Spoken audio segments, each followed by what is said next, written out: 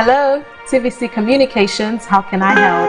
What makes TVC the right choice for my business? Excellent question, sir. Let me share some exciting facts with you. Start your day on TVC Entertainment with Wake Up Nigeria, a family and lifestyle show. Your view empowers women globally.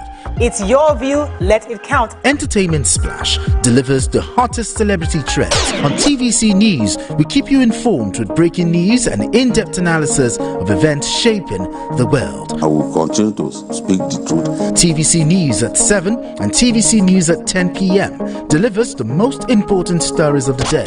Max FM, your hit music radio station, captivates listeners daily across Lagos and Abuja, making every commute more enjoyable. Adaba 88.9 FM is not left out, as it is the voice of Southwest. And on TVC Digital, we reach to million viewers daily.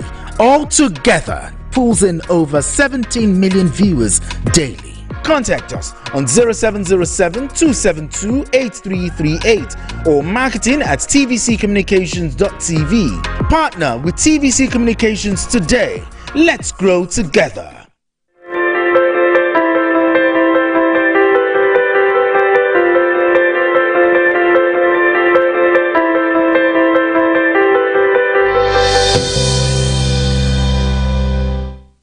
Welcome back, everyone. A federal high court in Abuja has barred the Central Bank of Nigeria from disbursing further monthly allocations to the Rivers State government, citing alleged constitutional violations by Governor Sim Fubara. In her ruling on Wednesday, Justice Joyce Abdulmalik found that Governor Fubara's presentation of the 2024 budget to a four-member House of Assembly breached constitutional protocol. Justice Abdulmalik highlighted that since January, Rivers State has received and spent allocations based on an illegitimate budget, describing this as a constitutional aberration. The court order further restricts the CBN, the Accountants General of the Federation, and the state's accounts at Zenith Bank and Access Bank from releasing any funds to Governor Fubara. In a related development, judges of the federal and state high courts involved in conflicting rulings and political cases are rocking Rivers State and now officially being probed by a panel of the National Judicial Council. Chief Justice of Nigeria, Justice Kudirat Kekereekun, on Monday held a meeting with the panel in her office and gave a marching order that the probe report should be in this week. And according to the order, all judges involved in the multiple cases arising from the unending political crisis between Governor Fubara and his estranged godfather, Minister of the Federal Capital Territory, Nyesom Wike, have now been summoned by the probe panel. To help us make sense of this latest development is a lawyer and political affairs analyst, Tony Daniel. Mr. Daniel, good evening to you. Thank you so much for joining us on Politics Tonight. I mean, so many issues, legal and judicial matters to unwrap tonight, but let's take it one step after another. Yes. Justice Abdulmalik has said that the CBN has barred the CBN from disbursing further monthly allocations to the Rivers State government. What's your first reaction, timely or overbearing? Very timely and highly commendable. Okay. That was a very bold and courageous judgment. And by my own assessment, it's a sound judgment. Okay. Yeah, and then the provision of the Constitution is there for any person to see. The last time I was here, I said, with due respect, His Excellency, Governor Fubara is making progress in error at all ends and enriching my colleagues who are SAS. You know, it doesn't even make sense to a layman to present a budget to 4 persons. I think there are about 32. And then the Constitution is clear that they need 1/3 to hold a proceeding in the State House of Assembly. 1/3 of 32 is about 10, not less than 10. For you to even sit at all, the majority can take decision. And then to pass the appropriation bill, you need not less than 2/3. So now that means not less than 20 persons. So it doesn't make sense. And you see, I don't know, I feel ashamed that Your colleagues. my colleagues, some are there going to defend the fact that you can pass a bill to 4 persons, 4 members of the State House. Well, you just said Governor Fubara is enriching them, so. Yes, but they have an Attorney General in that state. For God's sake, There are certain issues that you need to resolve politically. Otherwise, you continue to compound it. Right. So the basis of that question I asked was to know if the Federal High Court is in a good place to give such ruling. Yes, the Federal Court has jurisdiction to hear that matter. Right. Because the parties and the subject matter are within Section 251 of the Constitution that gives jurisdiction to the Federal High Court. They are federal agency. Central Bank is federal agency.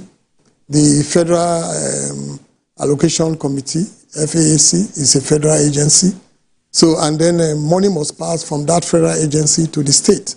So what the Federal High Court have done is stop it, restrict the state, the federal agency from passing that fund.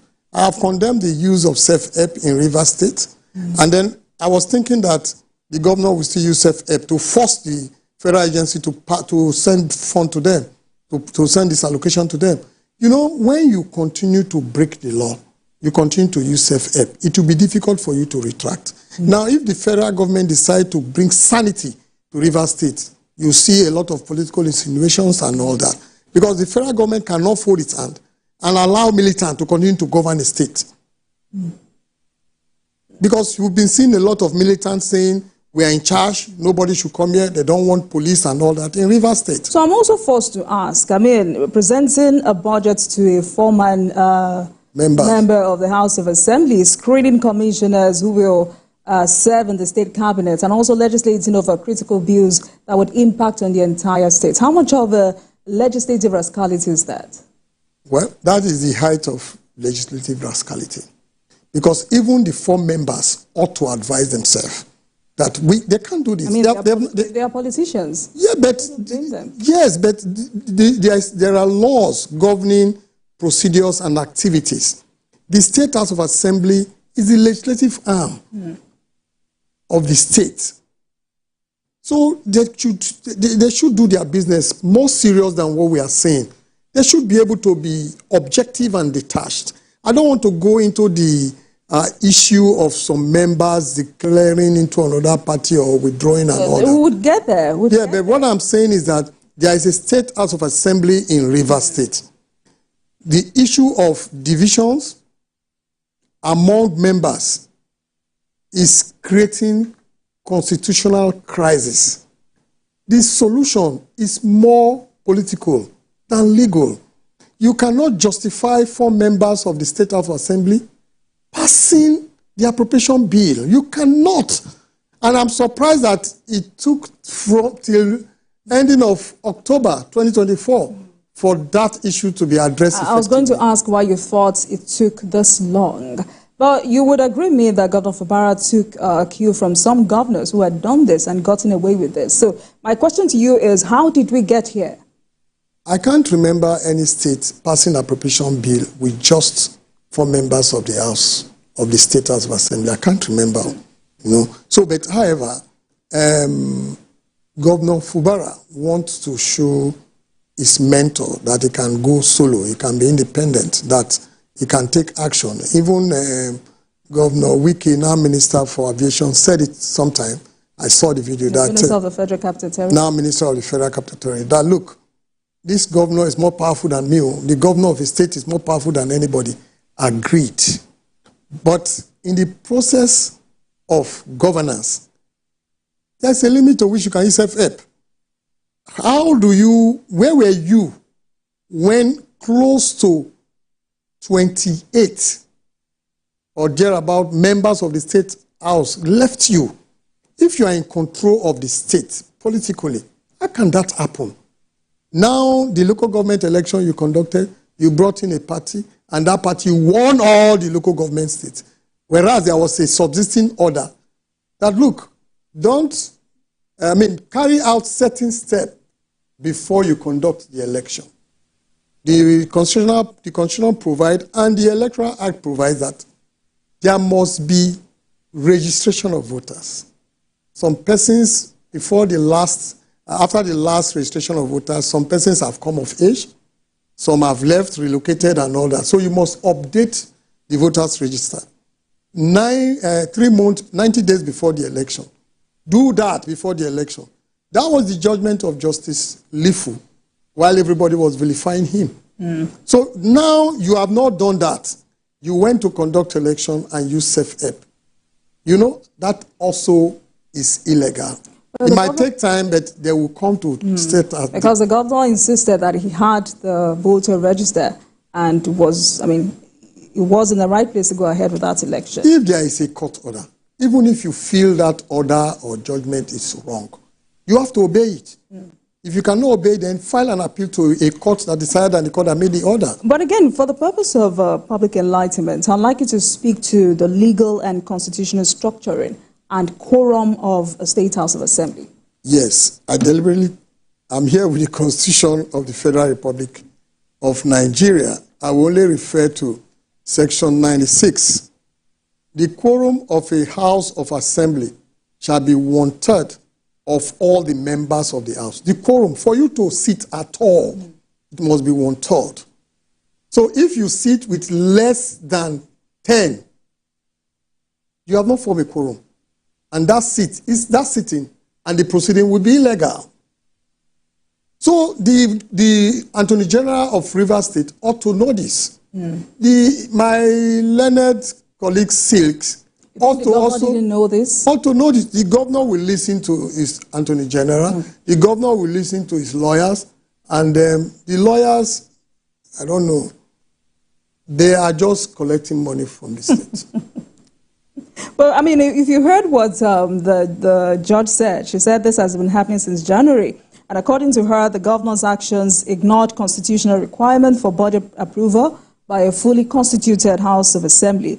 The ruling also held that Fubara's action violates Section 91 and 96 of the 1999 Constitution, which you just read out, and warned that any continued bypassing of legislative processes constituted an affront to the rule of law. I mean, the judge contended that the governor's actions ignored constitutional requirement for budget approval by a fully constituted House of Assembly. My question is, how did you get to a point where a sitting governor ignores a court order and everyone looks away? Well, so many Nigerians are afraid to say the truth to issues like this. But the truth is that as far as you disobey, I mean, if we don't want to obey court's judgment, then why do we have courts? Let's use self-help. But you see, there will be anarchy. The judiciary is there. They have, and we have to obey. The Constitution says we must obey them. No matter your feelings, your personal feeling about the judgment does not matter. But you can use your grievances and go upstairs. When I say upstairs, I mean if it is a federal court, go to the Court of Appeal. If you are not satisfied, go to the Supreme Court. Nobody is perfect. Some judges can make mistake. If you feel the judge has made mistake, go upstairs. In this particular, can make mistakes. Of course. That's why we have Court of Appeal. Test the law. That's why we have the Court of Appeal. That's why we have High Court. If the magistrate court makes mistake, you go to the High Court. If they refuse to see the law the way you have seen it and you feel you are correct, that's why you have a higher court. You understand me? So it does not be a litigant, somebody, a person, a party to a suit or a case. Why did you come to court? If it is in your favor and the other party disobeys, you will cry out. So you never can tell who when you come. But there are some cases that a lawyer ought to know that this case is a bad case. And my anger is that those who have been given the prestigious rank of SANs are the ones doing this thing. They ought to know more than those of us who are not SANs. You understand? But you see them. I saw them on TV now. On both sides, you are coming to defend the position that 4 members, well, I've not read the full judgment or ruling, but I have seen it online today, and I'm analyzing based on that, what I've read and what I've seen. You understand? But I am saying that while every lawyer have a right to decide and all that, professionally, it is even against our own ethics. When you know that something is wrong, you take the brief and you go to court to defend it. Because I was going to say, you have said it could be a mistake on the part of the judge. But for lawyers who have said, don't blame us for taking frivolous cases to the court. We're testing the law. No. What's the implication of that on the judiciary? No, you are wasting the time. That's why I want to again commend the current Chief Justice of Nigeria. Justice Kekere, she planned that when I become the CJN, I would take this step. She didn't waste time. Merely she became the CJN. She started taking steps. I was so impressed when I heard just now that an investigation is being carried out against judges that have been making various orders within this political imbroglio in Rivers State. I was so happy. And he has given a timeline within which to get a feedback, a report from the inquiry. Now, you don't test the law with frivolous cases. It's wrong. I'm waiting to see the CJN come out and get NBA to come out with punitive measures. That is why we have too many cases in the court. Go to the Court of Appeal, cases that are frivolous matters. They are in court. They take the time of the court. Matters that are, substantive, matters that are reasonable, that matter that the cause of actions are good, are not that many. You see, you don't say you want to test a law when you know that what you are coming to do is not defensible. The only thing we will say is that you want to make money, irrespective of whether the case is good or not. Even if the case is not good, you will tell your client that the case is good so that you can get paid and you go to court, because you can't. It's very rare to tell a lawyer to return fees, whether the lawyer wins or he loses. But you said the state government appealing this ruling. Is there any legality to challenging Justice Omotosho gave a judgment on this, and they filed an appeal, and the judgment was upheld at the Court of Appeal. So I am telling you, as a relatively senior lawyer who is in litigation, practical litigation, that if they go on appeal on this, it will fail. The appeal will fail. Why do you think so? Because if we have no doubt that there are certain facts have been established, we only have 4 active members in the House of Assembly in Rivers State. So there is no House of Assembly in Rivers State. There's no House of Assembly in Rivers State. Whatever they have done, I am telling you, is illegal. We can make fair comments on judgment, and we can make comments when we are sure of what we are saying. I am not discouraging Governor Fubara or his lawyers, but I'm telling you that it is a case that will die on arrival. The judgment of Justice Abdul Malik, I've read part of it as published. I want to again commend her, because it takes a lot of courage to give that kind of judgment in view of the trading issues, the crisis situation we have in Rivers State, the pressure on both sides. I can imagine the pressure that judge must have been put through before delivering this landmark judgment. Because Governor Fubara is not the only governor who has continued to disobey court order, I'd like us to speak to why Nigerian governors are this powerful and most of their actions are equated to autocracy. Because if we go back to October, when the Court of Appeal ruled that the governor was wrong to have presented the budget to 4 members of the 32-man House of Assembly, he was mandated to represent that budget to the Martin Amewole-led House of Assembly, but he refused. Why are Nigerian governors this powerful? Well, they enjoy some immunity constitutionally. While they are there, you cannot take contempt proceedings against them personally. You cannot ask the court to arrest them personally. So they're enjoying that judicial immunity. Now, but they will go, their name in history of governance will be negative. That was when he was a governor. Nigerians where we forget things? Well, but at least we know that his immediate predecessor was also was good at disobeying judgment too, while he was the governor. So would you say Governor Fubara learned from the best? Yes, he learned negatively. The fact that his predecessor was good at disobeying judgment does not justify him disobeying judgment. It's like somebody said he stole and he was not caught. That's why I went to steal.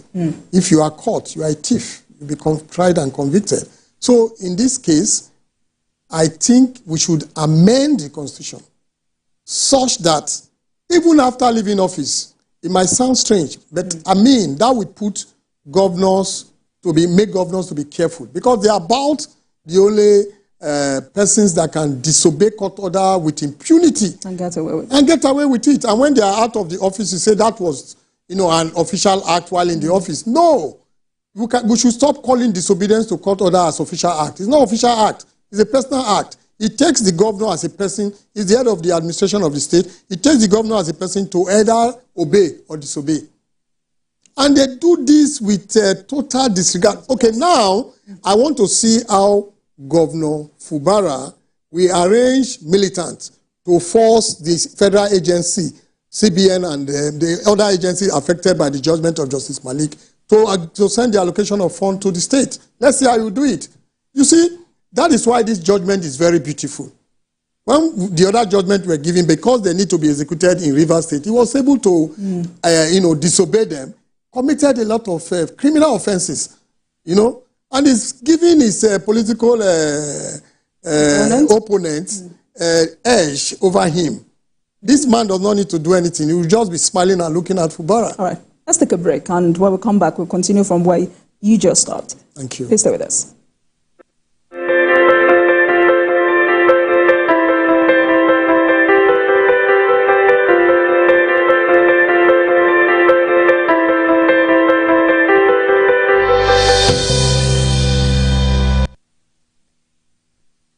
I'm Miriam Lunge. I'm a passionate environment advocate and a published author. I am the founder of Celebration, a businesswoman, and a fashion icon. I am a wealth coach and a real estate developer. I am Amako Arakwe. I'm a corporate commercial lawyer and an entrepreneur. Welcome to our hacker. I am Ramatu Shehu Oyibo, an entrepreneur and a business coach.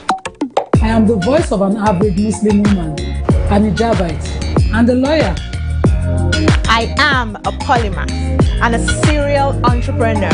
I am Murayo Afolabi Brown, Managing Director, TVC Entertainment.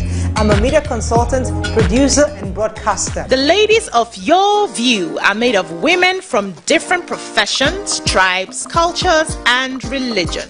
Join us every Monday to Friday as we share our views on topical and social issues.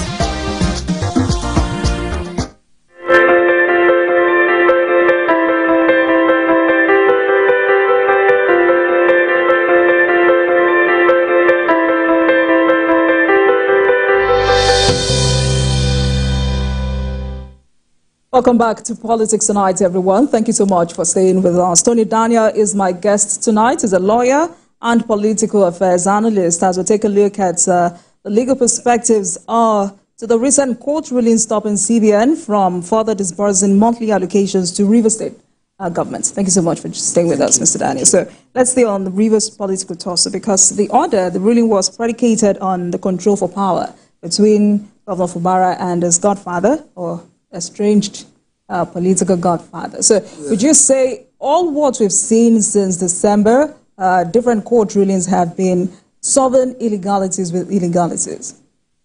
Yes.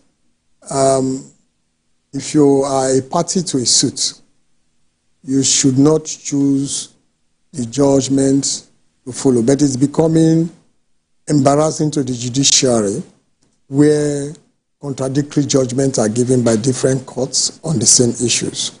So I commend the CJN for taking that proactive step to check it. Previous, I don't know whether to call it previous administration or previous CJN, did not take this kind of proactive action. We've seen series of conflicting judgments, ex parte order, given pending the determination of substantive suit, where there is no motion or notice filed at the time of filing the ex parte application, and there's nothing you will do. Some will tell you, go to the Court of Appeal, because the Court of Appeal has so many cases. Go to the Supreme Court. The Supreme Court, I have a case 8 years, I've not gotten a date. I have 8 cases that have lasted 4 years, I've not gotten one date. So the Supreme Court is just one court. And we have all the cases from all the Court of Appeals go to the Supreme Court, just one court. So, but the changes the current CJN has brought in is likely to address this, some of these issues. What kind of changes are you talking about? One, harmless applications and almost all motions are to be taken in chambers. So if you come, you can be given a date, it will be taken, almost immediately. You can now filter cases and tell, because the cases that have prominence, so to say, at this Supreme Court are political cases, political matters. You see the speed at which they decide those ones. Of course, because the Constitution, the Electoral Act, give time limit to which matters, some matters should be taken. But you see, if we have an arrangement, and most of the cases we have at the Court of Appeal, there are cases that ought not to come to the Court of Appeal. If you are in litigation, you see certain judgment, you feel, oh no, this judgment is not really good. But you want to go to the Court of Appeal, it might take time. So ordinarily, Governor Fubara should not appeal this ruling? No, it's his choice. Okay. If he wants to appeal, he should appeal. I will not support a state to be stopped from executing, projects. He has ministries, he has salaries to pay. If he had complied with the decision of Justice Omotosho, the Constitution also gave him some leeway to take money from consolidated fund and to run the affair of this state for 6 months. Based on that, as far as the amount is taken, will not be above the amount approved previously in the previous appropriation bill. There's a constitutional provision to that effect. So it could have, the Attorney General ought to have advised him. And that brings me to the issue of somebody being an Attorney General and at the same time a Commissioner for Justice or an Attorney General, at the same time the Minister for Justice. They are supposed to be two offices. The Attorney General of the Federation or that of a state is supposed to be that of the Accountant General. Accountant General appointment is by Constitution. Once the President appoints, it will be difficult to just, sack that person. And you need to consider a lot of,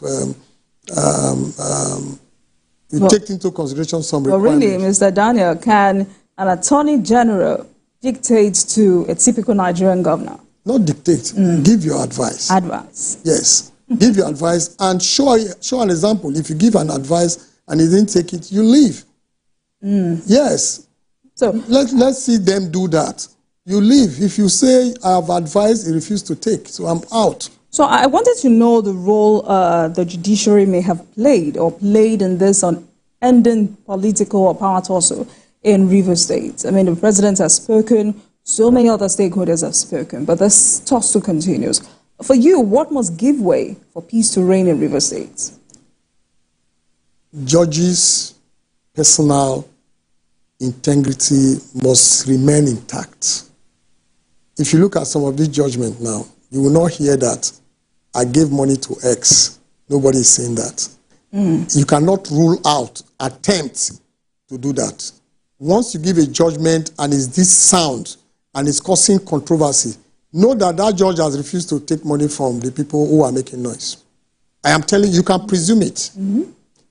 If not, what are we? What the one that touches me most is the judgment of this Federal High Court Judge Justice Lifu that ought to be commended. It was being vilified. There is no allegation. His integrity is intact. This judgment by Justice Abdul Malik is, I don't know, subject to further inquiry, but I think the integrity at the court and in law, we don't have ladies, we have men. So his integrity is also intact. I'm talking of Justice Abdul Malik. There are judges that when you read their judgment and look at the subject matter of that case, you can say this person plays straight.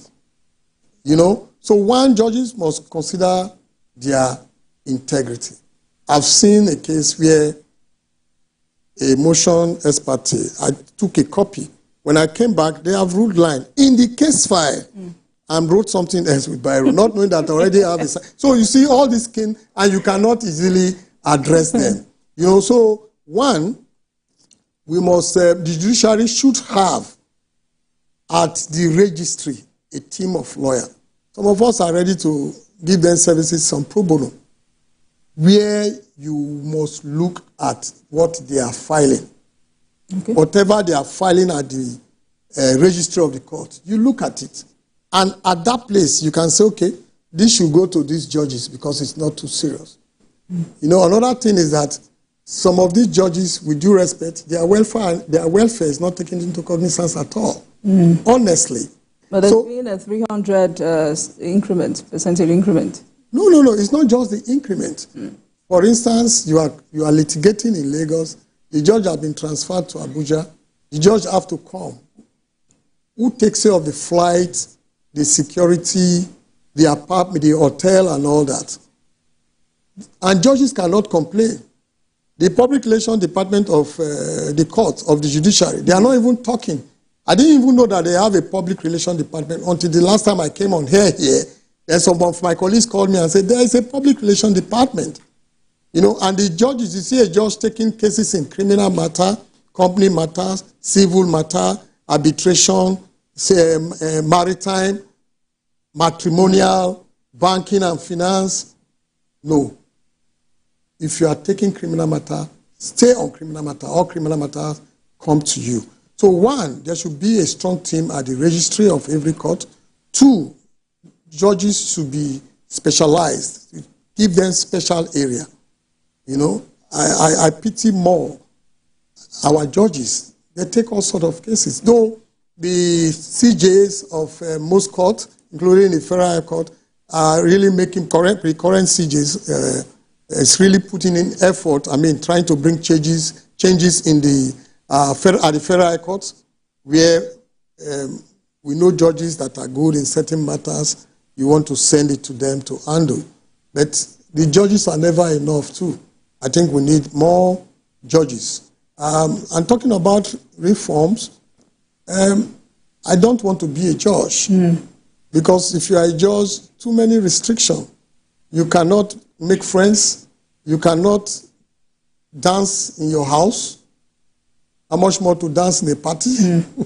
Everything is so strict, like you are one bishop, you know, and then you give a judgment, some are happy, some are angry, you know, and all that. So we must look at the welfare of judges beyond the increment in their salaries. Right. Yes. If I have some of my mates that are judges, that are even members of the Court of Appeal, even Supreme Court. So now you have interactions with them, and you need to hear what they are going through. We can't be saying it outside, and they cannot complain.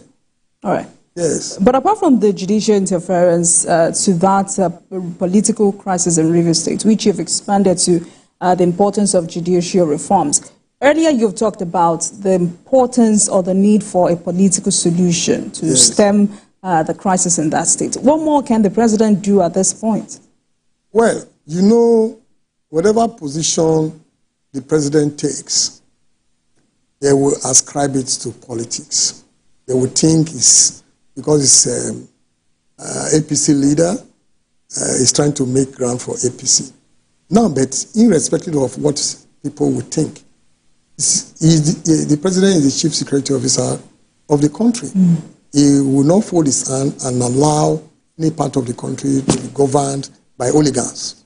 That is what Rivers State is gradually degenerating into, where people come out openly, not afraid. Say, we are in charge here. If you move, we kill you, we do this. In our country? Come on. And yet the president has not taken any action. If the president wants to stop that, he can stop that. The police have the ability to stop it. The joint military, police and all that, they can stop this thing. But you see, we are just being careful not to cause more bloodshed. But we cannot continue to fold our hands, keep quiet, and allow hooligans to take affairs of security of a state. Something has to be done. Maybe the president should also look at the political solution and resolve this thing. Otherwise, it will continue to degenerate. Well, the president had intervened twice. Yes.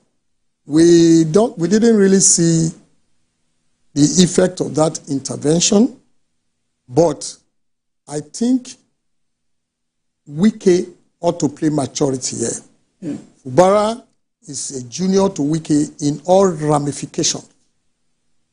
So if I am His Excellency, ex-Governor Wike, current Minister for FCT, I will call Mubarak. I mean, Fubara. I'm not Fubara. Fubara. I will call him and talk to him as a junior brother. And he will become more popular with that. He will win more love. Like me, I admire the way he walks, but I'm not his fan. Maybe I will consider becoming his fan. If he can settle this matter, it's on him. Why wait for the president? Why wait for somebody? Yeah, if you have issues, disagreement, we don't know yet what would have happened between them. But we know something must have happened. Call this man, reach an understanding with him. Do you know that if Wike, Minister, Honorable Minister Wike, and the Honorable Governor, Honorable His Excellency, the Governor of Rivers State, Fubara, meet, shake hands, not deceptive one, real practical one, that is the end of the crisis in Rivers State. That is the end. Once they make up, that is the end of the crisis. So if Fubara knows this, see, in the tradition Africa, when your son or your junior one when you offend your junior one, assuming you are the one that offended your junior one, it is still your junior one that will, beg you. I've offended one old man the old man offended me. While he was going to apologize, he said, do you want me to kneel down for you? I quickly bowed down for the man. He gave me a wine and said, I'm sorry. But he was the one that really offended me. So, Wike should call this man. You are my junior. But this is about political structure of a state, and politicians don't joke with that. See, Fubara should be interested in doing 8 years. The way he's going... Maybe he's not interested. Oh, no. Is there any governor, any person that becomes a governor that wouldn't want to, rule for that 8 years? No. When he was sworn in, I remember the advice ex-Governor Fayose gave to him. I saw the video and warned him of this incident with Wike. As if he was predicting. He said he had wanted, he wanted to fight with Wike, but he had to bow to Wike. Fayose said it and advised the governor, be careful, don't go beyond this, don't go beyond that. When you see something and you get too involved in that thing, you will have trouble. We don't know what they were saying. That is Latin. But then he was advising Fubara. Fubara and Governor Wike were sitting together. So Fubara should know this idea of wasting state resources, this idea of encouraging oligarchism. By the time the dust is clear and we settle, because eventually there will be sanity in Rivers State, where will you get the guns? They will be used by criminals to make the state also ungovernable for you. You didn't think about that. You didn't think about your next step. Governor Wike, for all you know, has done his 8 years. He's right now a minister of the federal government of Nigeria. You are just starting a strong political career. You should think of the future. That's why I stated last time I was here, and I'm stating it again, that the solution is political. They are causing more judicial and legal crisis for us. Avoidable crisis. We want Rivers State to be in peace. Thank you for going there, because I was going to ask you, if you had an opportunity to sit with both men, what would you be telling them? But apparently you've answered that. But let's go back to... I would tell them, in addition to what I've said, that the state is senior to us. The state is paramount. The state is more superior. The existence of the state. Without society, where is the human being? What do you want to do? The society must exist. The society must be in peace. For you to make any gains, whether political, administrative, financial, if there is chaos here, for instance, we can't be sitting here to talk. So the society the existence of the society is paramount. Rivers State first before anything. All right. Let's go back to the proliferation of conflicting orders, because Justice Kekereekun has now constituted a panel to investigate all judges. What are your expectations from that investigation? Wow, it's a very good one. I've commended the CJN. Judges will now know that they can answer if they make conflicting judgment. I have experienced, I didn't want to say this, where a judge didn't know that I am the lawyer to the other party. Okay. And asked the registrar to call me into his chambers. and was talking as if he was talking to the lawyer, to the other party. So you can imagine that. I wouldn't want to go into what the judge said. So these judges will know that, yes, there is a limit to which you can go. You must look at, I was in court today, a judge sitting at TBS was told that a similar case is being taken before another judge. And he said he got them to confirm that, and he struck out his own case. Some judges will say, no, they will still go on. So you have two cases in two different courts. So the judges will know that you can be called to order beyond your own immediate superior, because their superior is the CJs, the CJ of the Lagos State High Court, the CJ of the Federal High Court, the President of the Court of Appeal, the Oba Olorioke, which is the Supreme Court, can call you and say, why did you do this? We were not having that before. You just criticize, make comment, nobody is doing anything. It shows that the current CGN listens, feels it, and is ready to work. I don't know how many years he has to go, but I hope he will stay a long time to consolidate on these changes he's bringing to the judiciary. You know, but I mean, realistically, there are those who have said interferences come in different forms. Apart from political interferences, even your spouses at home, your children can, try to interfere. But how possible is it that judges live above this? Judges are supposed to be detached. They are supposed to look at the case detached. I've had a judge say to a criminal, I feel you committed this offense, but I don't have evidence to convict you.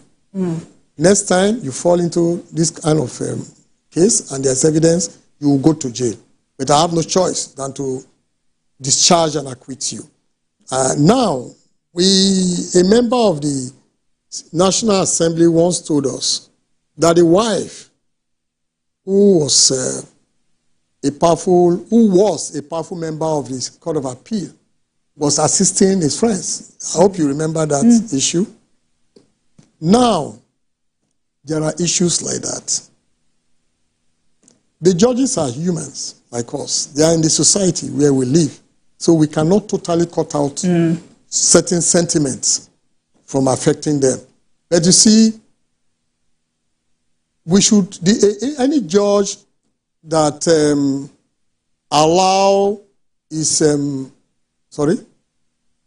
any judge that allow his judgment or decision influenced by sentiment, by anything outside judicial consideration, legal arguments, legal consideration, will remember that there is a CJN, like the current CJN. We remember that it might be disciplined beyond the his immediate boss, the chief judge of that court. So I think what the CJN is currently doing is enough to, get some judges to toe the line of decency, to consider proper judicial issues. Yes, not, align sentiment or influences. I don't want to go into compromises. I don't want to use that. You've talked about punitive actions. So in what way can the new CBN beat into line erring judges and their conduct? Because this is not the first time a CGN will be calling to order erring judges. In the past, it has not really had direct impact on their conduct at the end of the day. The CGN is the head of the, Nigerian Judicial Service Commission. From what Justice Kekereekun is doing, he would like to bite and not back. I am very sure we will see her. Because she's a woman? It's a man in the judiciary. Yes. He will soon start backing. He has been backing. You will see him bite soon. I can predict that the current CJN will bite and let those who are under him know that I don't only back, but I can bite when it is necessary. We are waiting for him to bite. All right. I can tell you that he will definitely bite. All right, then. Great conversation tonight. It was important for us to have that conversation because of the latest development and the pastor precedents this has laid, especially for the judiciary. So I must thank you so much for coming on the program. Mr. Tony Daniel, lawyer, political affairs analyst. Thank you so much for your perspectives on the program. Yes, thank you. Yes, thank you. And thank you so much for watching, everyone. That's a package on politics tonight. Join us again tomorrow. Thank you so much for watching, everyone. Good night.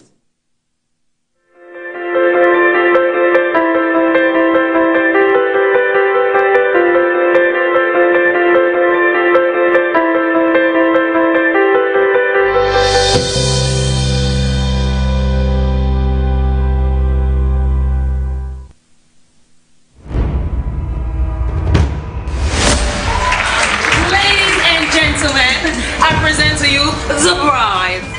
This is what you will wear as you leave this house for the last time. Scratch that. I'm sorry. Are you mad? I can't be with you. Not now. Not ever.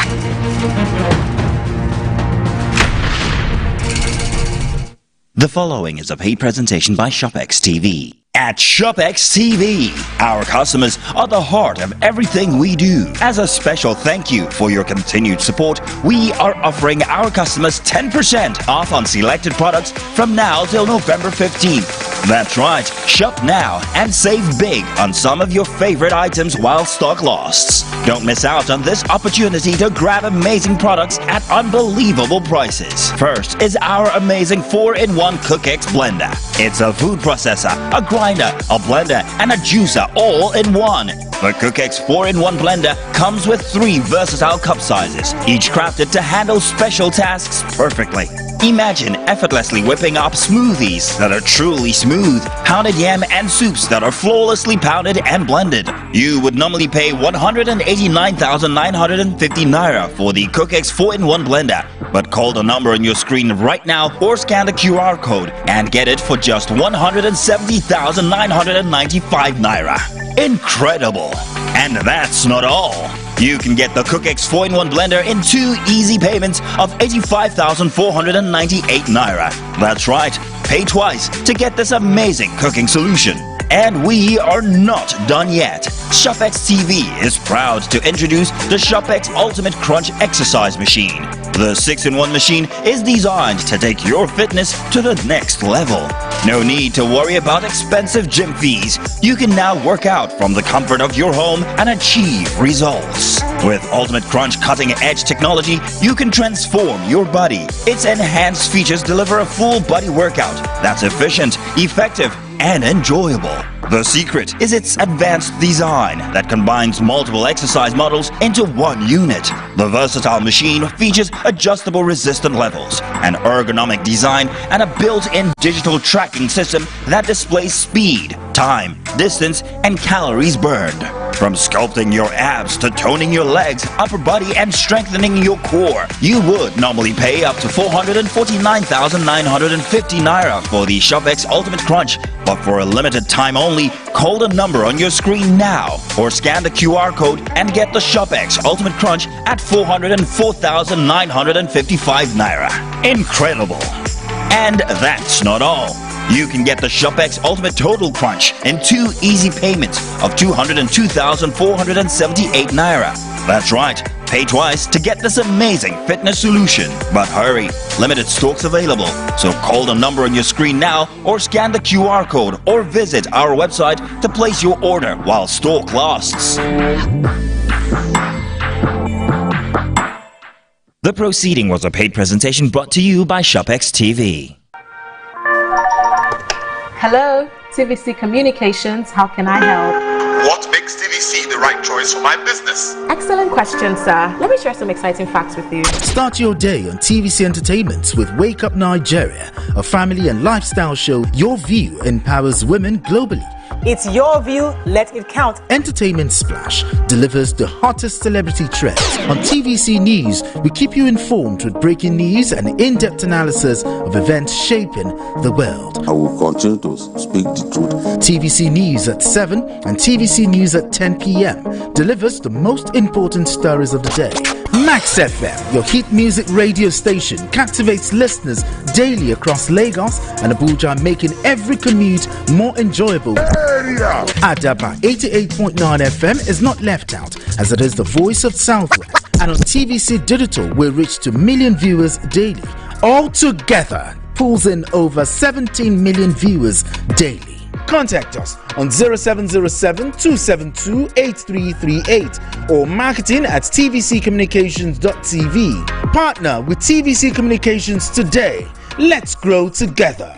Wherever you see destruction, it's because God is absent. There is no destruction in God. So who started killing from Genesis? Satan. Jesus exposed him. The thief cometh not, but for to steal, to kill, and to destroy. But I am come that you may have life and have it how much? More abundantly. I prophesy as your amen is coming like thunder. Whatever is yours, receive it now.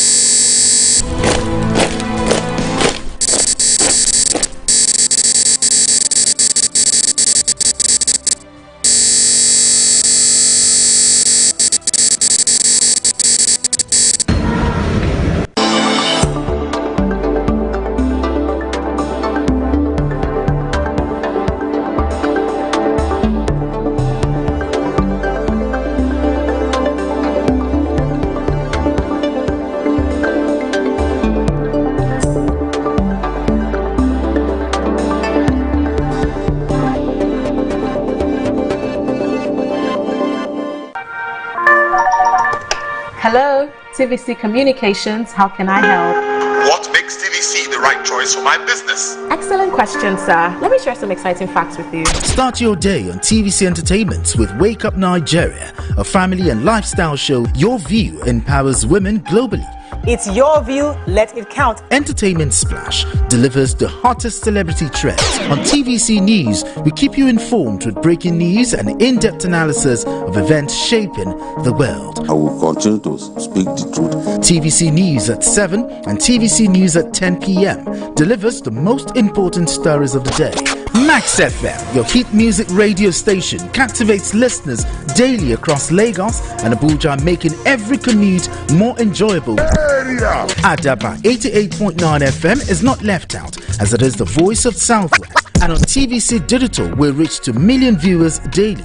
All together, pulls in over 17 million viewers daily. Contact us on 0707 272 8338 or marketing at tvccommunications.tv. Partner with TVC Communications today. Let's grow together. Doubt and fear doesn't occur at the canvas, it shows in the canvas. It shows the conation of raw earthen material slabbed, stroked and molded at a pace provided by the doubt and fear. Every move weigh in the struggle of one to the other, merging the past to the present, brushstrokes of colors seen but not known. For when the wailing stops, the pieces settle down in abject beauty, erected for a century of a century. Speaking, advocating, protesting as the arts are meant to be.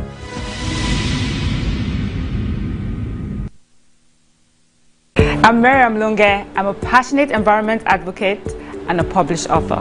I am the founder of Celebration, a businesswoman, and a fashion icon. I am a wealth coach and a real estate developer. I am Amako Arakwe.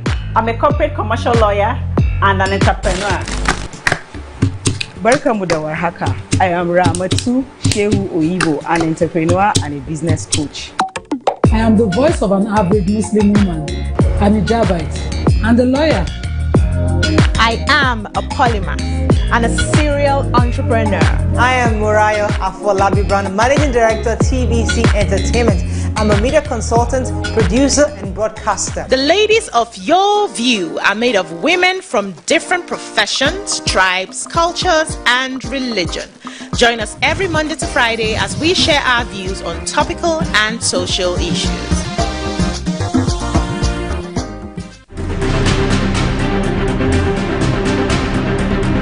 Welcome to the transformative journey of Gombe State.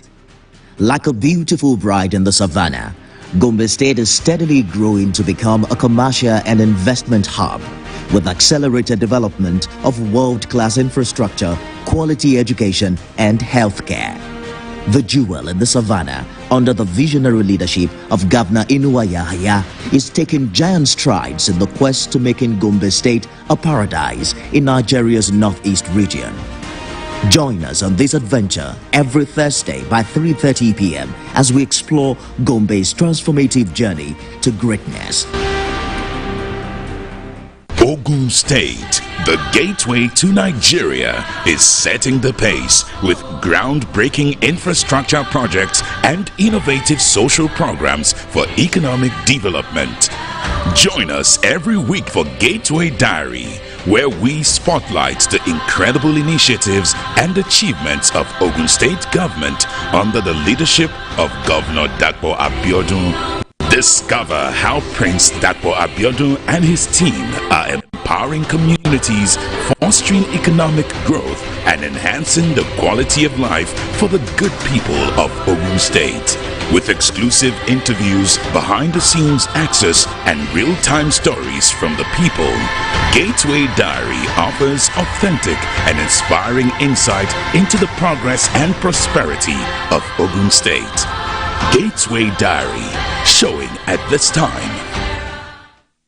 Kano State, the commercial capital of northern Nigeria, is on the march to progress and innovation with Governor Abba Kabir Yusuf in the saddle. Be part of the vision that is transforming Kano State into a hub for economic growth and opportunities. Hear directly from the governor as he engages the people, listens to their concerns, and shares his vision for a brighter future. Explore the developmental projects embarked upon by his administration to change lives, from infrastructure, healthcare, education to tourism. Watch the rich history of the culture and tradition of Kano and savor the vibrant spirit that unites the center of commerce on Kano Spotlight, Thursdays at 9:30 p.m. only on TVC News. Albert Chinua Achebe was born November 16, 1930 in Ogidi, Nigeria. He went to Government College in Umuahia, Nigeria. In 1948, Achebe won a scholarship to the University of Ibadan to study medicine, but after a year, he changed his major to writing. After graduation in 1953, he became a script writer for the Nigerian Broadcasting Service, NBS, eventually becoming the head programmer for the discussion series. In 1956, he visited London for the first time to take a training course with the BBC.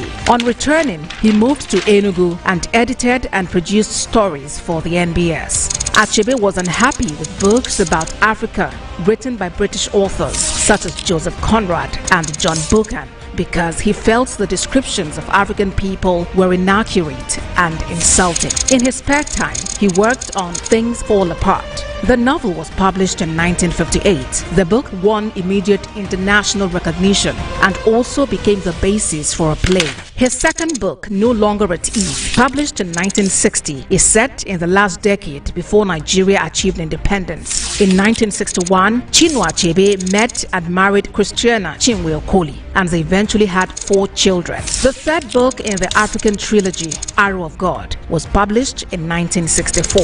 Achebe published his 4th novel, A Man of the People, in 1966. The novel tells a story of the widespread corruption of Nigerian politicians and ends in a military coup. During the Biafra conflict, Achebe's house was bombed and his friend Christopher Okilu was killed. Achebe and his family went into hiding in Biafra and then fled to Britain for the duration of the war.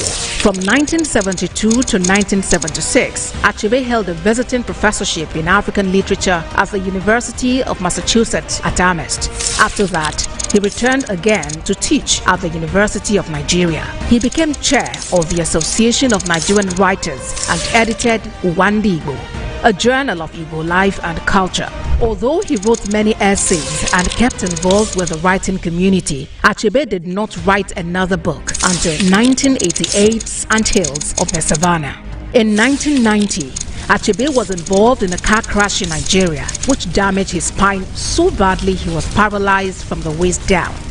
Bard College in New York offered him a teaching job and the facilities to make that possible, and he taught there from 1991 to 2009. In 2009, Achebe became a professor of African Studies at Brown University. In 2012, he published the essay, There Was a Country, a personal history of Biafra. Achebe won the Man Booker International Prize for his life's work in 2007.